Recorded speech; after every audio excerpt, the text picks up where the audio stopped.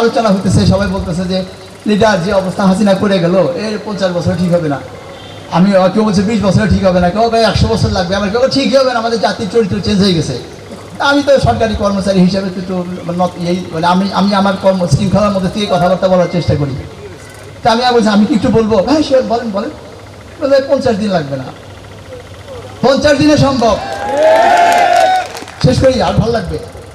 এবং এটা আমি আপনাদের বড় উদ্দেশ্যে আমি আপনাদের সাক্ষী রাখছি, যদি কোনো কারণে কোনো ব্যর্থ দেখি আমি জানি করতে পারি যে লিডার তখন নাই কথা বলছিলাম, আমি তখন ব্যাকম্যানের কাছে করাই দিয়েছিলাম, তার তো সাক্ষী, এই জন্য বলতেছি। আমি তো বললাম যে শুধু আমাদের একটা ওমর লাগবে, একটা হযরত ওমর লাগবে। যদি এই জাতি ওমরের অপেক্ষায় আছে, একটা হযরত ওমর যদি এই জাতি পায় তাহলে 50 দিনের মধ্যে ঠিক করে ফেলা সম্ভব। বিশ্বাস করবেন না, আমি বিস্মিত হয়েছি, আমার কথা শেষ হয় নাই, সাথে সাথে আমার দিকে তাকায় বলে, হাসান সাহেব আচ্ছা যদি ওমর পাওয়া যায়, ওমরের উট পাওয়া যাবে? তার মানে ওমরের বাহন হিসাবে কিন্তু উট পরিচিত, উট ছাড়া মানে বাহন ছাড়া ওমর তো মানে বিকলাঙ্গ। তাৎক্ষণিকভাবে বলতেছে হাসান সাহেব যদি ওমর পাওয়া যায়, যদি ওমর পাওয়া যায় ওমরের উট পাওয়া যাবে? আমিও তো কমতেছি না, আমি 5 মানে 18 কোটি উটের মধ্যে বহু উট আছে, দলের জন্য আপনার জন্য জীবনটা ছাড়া সব কিছু দিতে পারে, জীবন হয়তো দিতে চাইবেন, আমি দিয়ে দেবো দলের দেশের জন্য, এই দলের জন্য এবং আপনার জন্য বা আপনার পরিবারের জন্য যে জীবনটা ছাড়া সমস্ত কিছু তারা দিতে পারে, এবং তার প্রমাণ ইতিমধ্যে তারা রেখেছে। চুপ করে এলো, তারপরে আধা ঘন্টাখানে অন্য খাওয়া দাওয়া করে যখন বিদায় হইতেছে, বিদায়ের সময় গাড়ি তুলতে আমরা বিদায় তুলে চালাইছি, এক হাতে হ্যান্ডশেক করে আর এক হাতে পিঠের মধ্যে হাত দিয়ে বলে যান ওমর পাবেন, উট খুঁজতে থাকেন। আমরা সেই উটের খোঁজ বেরিয়েছি, নিজেকে একটা করে উট বানান, একটা করে উট বানান। যদি আপনি ওমরের হাতকে শক্তিশালী করতে চান, আমাদের ওমরের হাতকে শক্তিশালী করতে চান, আর যদি দেশের মঙ্গল চান, হবে ইনশাআল্লাহ, এবং সে কথা দিয়েছে আমাদের। ইয়েস, আমিও আপনাদের সাথে আছি। তো সেই জন্য আমাদের দেশটাকে বাঁচাইতে হবে ভাই, না হলে আমরা মুদ্রার এই পিতার উপর যদি হয় ধ্বংস হয়ে যাবো আমরা। এইটাই চাচ্ছে আমাদের পার্শ্ববর্তী দেশ বা অন্যান্য ষড়যন্ত্রকারী যারা আছে তারা। তো এইদিকে ভাবে চিন্তা করেন, প্রত্যেকে একটা উঠান, আসেন যাওয়ার জন্য আসবেন। আরে ভাই মানুষের কাছে আপনি কি রিটার্ন চাইবেন? মানুষ নিজেই তো একটা মিসকিন, একটা হাদিস আছে, সহি হাদিস, যে তোমরা আমার কাছে, একজন ইয়ের কাছে আছে, তোমরা আমার কাছে কেন চাইছো? আমি নিজেই তো একটা মিসকিন, আমি তো হারাদিন আল্লাহর কাছে চাই, আল্লাহ আমাকে ওটা দাও ওটা দাও ওটা দাও। আমি নিজে একটা মিসকিন থেকে আমার কাছে কি চাইতে আসছে? চাইবো আল্লাহর কাছে। আর আল্লাহ যে কি করলে পারে আল্লাহ খুশি হবে, সন্তুষ্ট হবে, সেই কাম দুনিয়াতে করবে, যাতে তার চাওয়ার সময় পাইতে পারে। এই আপনার বিএনপির জন্য যে কাজগুলো করবেন, এগুলো দলের জন্য না, যে দেশের জন্য, জাতির জন্য, আমাদের পরবর্তী প্রজন্মের জন্য করবেন। আজকে একটা ছেলে বিএ পাস করার পরে কনস্টেবলে ভর্তি হওয়ার জন্য যেভাবে তদবির করানোর কাছে চোখে পানি চলে আসে। বিএ পাস করে আপনি দেখেন না, এমএ পাস করে যে মাঝে রেল লাইনের কি পরিষ্কার করার জন্য খালাসির জন্য দিছিল, যাতে করে হয়েছে সবগুলো মাস্টার ডিগ্রি পাস। ওরা কি সব করে যায় ওই চাকরিতে? উপায়হীন হয়ে যায়। ওদের কথা চিন্তা করে। বাট এত বেশি সুযোগ আছে আমাদের দেশে এখনো, মানে বিদেশে, আমি তো ইউরোপ আমেরিকাতে কানাডাতে যাওয়া আসা করা হয়, অস্ট্রেলিয়াতে, এত চাহিদা আছে আমাদের এই যুবক ছেলেদের। শুধুমাত্র ওরা বলে যে আমাদেরকে একটা বছরের ল্যাঙ্গুয়েজ কোর্স করা, আমাদের কৃষ্টি কালচার শিখাই, তো তোমরা পাঠাও, যাতে করে সবার সাথে কথা বলতে পারে।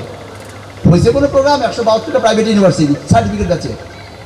এই যে ওদের দরিদ্র বাবা মায়ের কাছ থেকে টাকা পয়সা চুষা নেয়, এবং সেই সার্টিফিকেটে কোনোই কাজে আসে না।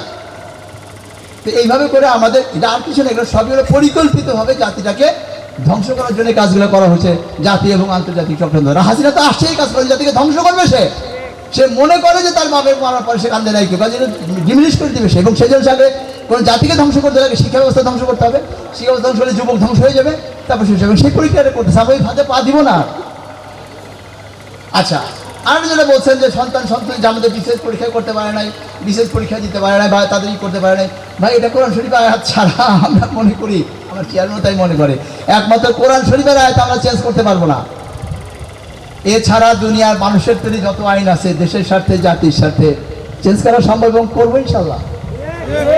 কাজে এরা চাকরি পায় না দেখে বয়স চলে গেল, আল্লাহ আমার জীবন শেষ হয়ে গেল, না, ইনশাল্লাহ আল্লাহ পাক হয়তো তাদের জন্য আরো ভালো কিছু অপেক্ষা রেখেছে, যেটা আমরা বাস্তবায়ন করবার চেষ্টা করি। এবং যে বললাম যে একটা ওমর যদি পাই, তাই উনি কথা দিছে, আর সেই ওমরের উঠটা যদি ঠিক মতো আমার উঠের মতো উঠ হই, যেটা আমার কাজই হবে আমার মনিবকে, মনিব কারা? আমাদের দেশের জনগণ।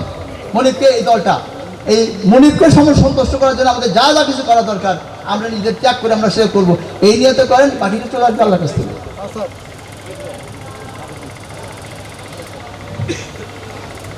মিথ্যা মামলা, গুম এগুলো যারা করেছেন, সেটা প্রশাসনের লোকই হোক, পাবলিকই হোক, আপনারা মনে করেন না যাতে কিন্তু আমরা ছেড়ে দিব। এটা এখন আমরা কিছু করছি না, মানে করছি না, করতেছি, একটু সময় লাগতেছে।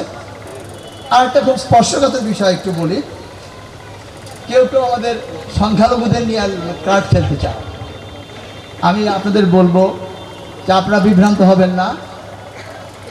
সত্যিকারের ইসলাম এটা এটা এটা স্পিরিচুয়াল ইসলাম না, বা ব্রিটিশদের শেখানো ইসলাম না।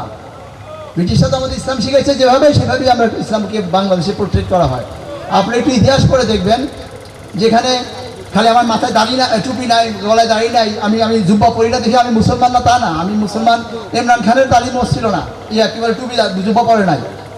আর একটা দেশ টার্কি, এর দোকানও টুপি জুব্বা পরে না। তারপর সেখানে প্রকৃত ইসলাম, আনোয়ার ইব্রাহিম মালয়েশিয়ার প্রধানমন্ত্রী, আরও কিন্তু ওনার কাছে টুপি জুব্বা নাই। টুপি জুব্বা একটা সুন্নত, এই সুন্নত পালন করলে আমি কিছু বাড়তি সব পাবো, কিন্তু এটা না পাইলে এবার আমি মুসলমান কিছু করতে পারবো না। মুসলমানই মদিনা আল্লাহ রসুল যে শাসন ব্যবস্থা কায়েম করছিলেন, ওইটা আমি পারবো না, এটা কোথাও কোনো হাদিসে লেখা নেই, কোরআনেও লেখা নেই। বরঞ্চ আমি যেটা মনে করি যে ওই কাফের নাসেরা, এদের সাথে যুদ্ধ করতে হলে আল্লাহ রসুল বলছে যুদ্ধ একটা কৌশল, আমি কৌশল অবলম্বন করছি যে বেটা আমি চিনবার না পারে আমি কে। ও জানি মনে করে যে আমি ওদেরই লোক, কিন্তু কাজ করার সময় আমি ইসলামের কাজ করবো। প্রকৃত ইসলাম যদি বাস্তবায়িত হয়, যেটা ইনশাল্লাহ হবে যদি বিএনপি ক্ষমতায় আসে, আপনি ইতিহাস করে দেখবেন সেখানে সংখ্যালঘু বলতে শুধু আপনারা না, পৃথিবীর দেশে দেশে যেখানে সংখ্যালঘু আছে তার সবসময় নিরাপদ থাকে, ইয়া থাকে। আর একটা হলো যেটা ওই যে আমি আমার ছেলেকে বললাম, আপনারা শুনেছেন যে আমাদের তো কিছু গাফিলতি ছিল, না হলে পূর্ব দেলুয়ার যে পূর্ণিমা রানীর ঘটনায় যে আমাদের 21 জন মানুষকে, যে 21 জন 11 জন, আচ্ছা মোট 11 জন আসামি গত 21 বছর যাবৎ জেল খাটতেছে, এইটা সবাই জানে। আমার চেয়ারম্যান সাহেব থেকে শুরু করে বাংলাদেশের সব মানুষ জানে, বিকজ এটার সাথে জড়িত ছিল শাহরিয়ার কবির, মুরগি কবির নামে পরিচিত, মুতাসির মামুন, তারা না হালিমদের মতো শয়তানি মহিলারা বা পুরুষ মহিলারা। আমি যখন জেলে ছিলাম তখন থেকেই আমি এই জিনিসটা আমার মাথার মধ্যে ছিল, যেহেতু পূর্ব জেলায় আমি বহুদিন আসছি আমার নানার সাথে পূর্ব জেলায় পুঁটি মাছ কিনতে, খুব পুঁটি মাছ বিখ্যাত, পুঁটি মাছ ছিল পূর্ব জেলায়। তো পূর্ব জেলায় আমি যেন মনিটর করতে, এবং সমস্ত কিছু আমি আমার ড্রাইভে রাখছিলাম।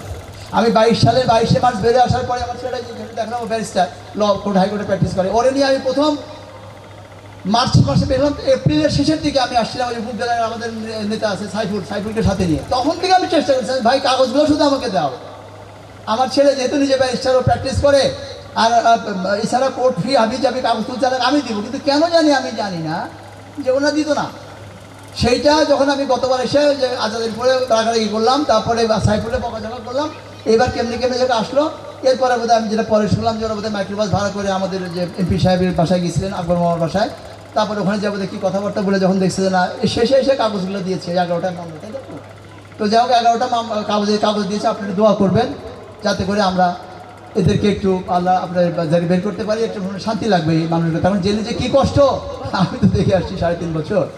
তো এইটা আপনারা একটু দোয়া করবেন আমার জন্য, যাতে করে আমাদের কাজটা সহি সাবধানত করতে পারি আর কি। আর ওকে ডাকছিলাম ওই যে ওইটার জন্য, যে ওই আমাকে বলছিল যে 18 ডিসেম্বরে আমাদের কোর্ট শেষ হয়ে যাবে, তার আগে ইনশাল্লাহ আমাদের চেয়ারম্যান সাহেবের মামলা যেগুলো আছে সেগুলো আমরা, ওই মামলা তো আমিও আসামি, যেটা একটু শেষ হয়ে যাবে। তা আপনারা দোয়া করুন। ঠিক আছে, শেষ করার আগে এই বৈঠকে যারা আয়োজন করেছেন, স্পেশালি ওয়াহাব সাহেব এবং আজাদ সাহেব, আমাদের আজাদ না, থানা বিএনপির কনভেনার এবং মেম্বার সেক্রেটারি, এবং তার অন্যান্য টিম মেম্বার যারা করেছেন, আই এম গ্রেটফুল যে আপনারা এত সুন্দর এত সুশৃঙ্খল একটা আয়োজন করেছেন, যেটা আমি আসলেই মনে করতে আশা করিনি যে এত সুন্দর হবে। তা আমরা সবার সহযোগিতা ছিল, এবং এইভাবেই আমরা আমাদের দেশটাকেও সুন্দর করে ফেলতে পারবো ইনশাআল্লাহ। তো লেটস স্টার্ট উইথ উল্লাপাড়া।